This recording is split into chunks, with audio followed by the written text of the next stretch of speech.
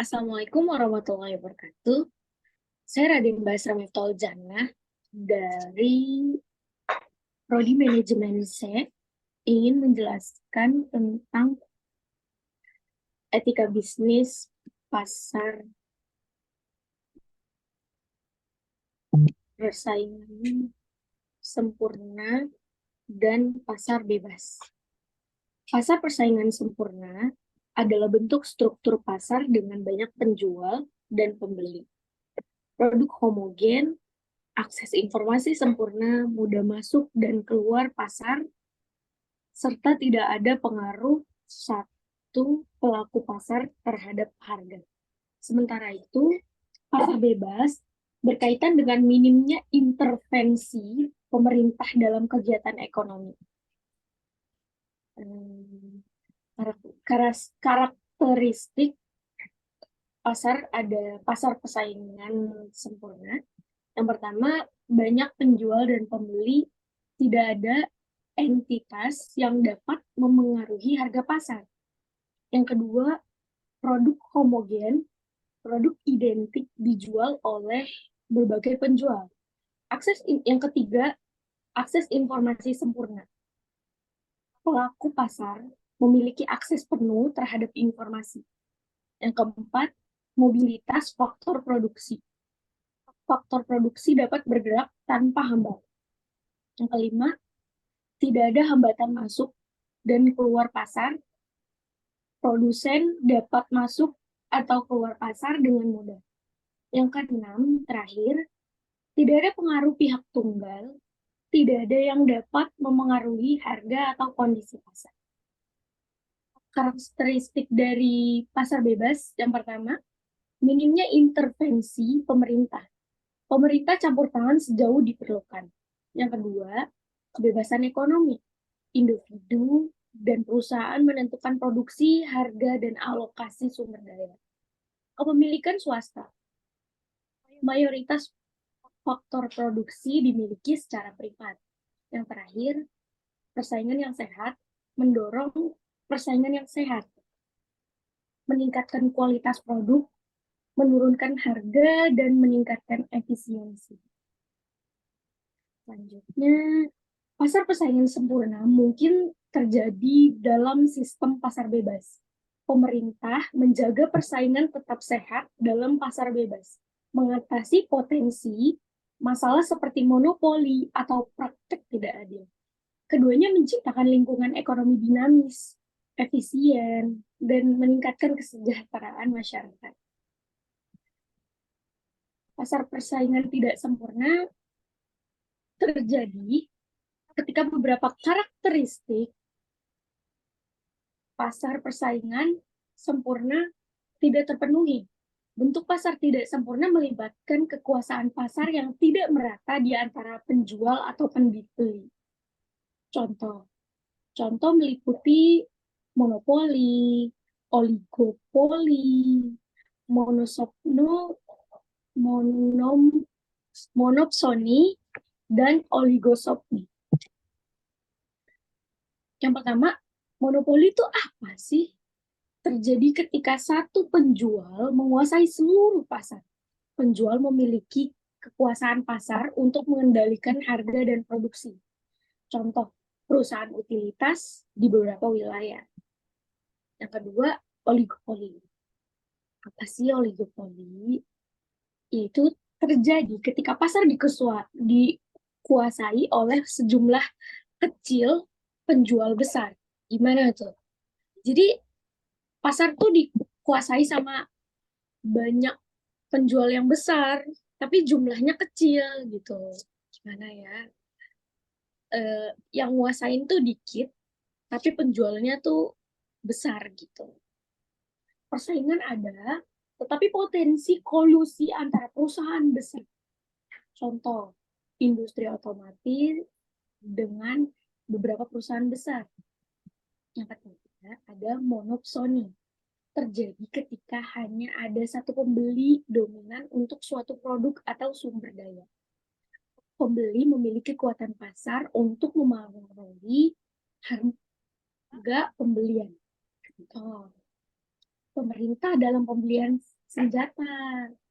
Yang keempat ada oligopsoni. Terjadi ketika hanya ada beberapa pembeli besar untuk suatu produk atau sumber daya. Pembeli memiliki kekuatan tawar yang besar terhadap penjual. Contoh, industri pertanian dengan beberapa pembeli besar. Dampak persaingan tidak sempurna nih. Harga tinggi monopoli atau oligopoli dapat menerapkan harga tinggi karena kurangnya persaingan. Inovasi terhambat. Kurangnya persaingan dapat menghambat dorongan atau inovasi dan peningkatan kualitas. Distribusi pendapatan yang tidak merata. Keuntungan cenderung terkonsentrasi di tangan sedikit pelaku pasar, menyebabkan distribusi pendapatan yang tidak merata. Selanjutnya, etika konsumen dan bisnis. Etika konsumen membangun kepercayaan dan integritas dalam hubungan produsen konsumen. Praktik bisnis yang etis mendukung lingkungan berkelanjutan dan menciptakan masyarakat adil. Bisnis dan perlindungan konsumen. Prinsip perlindungan konsumen menghubungkan bisnis dan etika konsumen. Hak konsumen mencakup informasi jujur, kualitas, produk, keamanan, dan privasi, pelayanan pelanggan, dan pemenuhan hak hukum. Hubungan produsen dan konsumen di sini hubungannya dipengaruhi oleh kepercayaan, integritas, keterbukaan, dan transparansi. Pertanggungjawaban sosial perusahaan, inovasi berkelanjutan, dan penanganan konflik memengaruhi keberlanjutan hubungan. Kasus-kasus etika konsumen nih, penipuan konsumen, penggunaan buruh paksa, pencemaran lingkungan tuh termasuk penyalahgunaan kekuasaan pasar dan produk tidak aman sebagai contoh kasus etika konsumen. Selanjutnya kita masuk ke etika periklanan. Ada fungsi, jenis, dan juga kasus etika periklanan. Yang pertama fungsinya dulu nih, informasi. Informasi dari fungsi iklan ini memberikan informasi tentang produk atau layanan. Yang kedua, pengaruh dan persuasi. Mempengaruhi perilaku konsumen. Yang ketiga, pemeliharaan merek. Membangun citra merek dan kesadaran merek. Dorongan penjualan, meningkatkan penjualan dengan menciptakan keinginan. Pemberitahuan dan edukasi, memberitahu perubahan dan memberikan edukasi. Jenis iklan ada apa sih? Iklan informasional, memberikan informasi objektif. Iklan persuasif, mempengaruhi opini dan sikap. Iklan pembanding, membandingkan dengan pesaing. Iklan emosional, menciptakan emosi dan audiens. Iklan interaktif, mendorong partisipasi konsumen. Di sini terakhir ada kasus etika periklanan. Iklan tidak jujur itu apa ya? Penyajian informasi yang menyesatkan. Nggak relate gitu. Kayak contoh nih ya guys,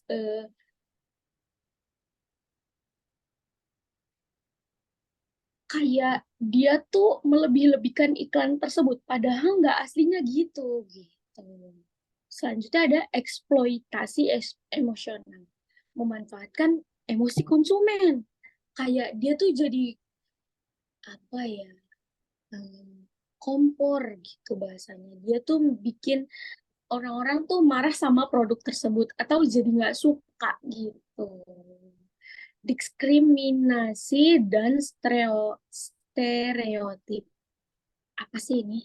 Menampilkan stereotip atau diskriminasi. Pelanggaran privasi. Nah, ini nih, penggunaan data tanpa izin. Banyak banget. Kadang kan iklan tuh kalau identitas biasa tuh di blur kan. Nah, kadang tuh ada yang menggunakan identitas orang lain, nggak di blur. Itu termasuk dari kasus etika periklan. Yang selanjutnya ada iklan yang merugikan anak-anak. memanfaatkan ketidakmatangan anak-anak. Ini banyak banget nih sekarang di televisi-televisi. Oke, sekian dari saya mungkin. Mohon maaf bila ada salah kata. Wabillahi taufiq wal hidayah. Wassalamualaikum warahmatullahi wabarakatuh.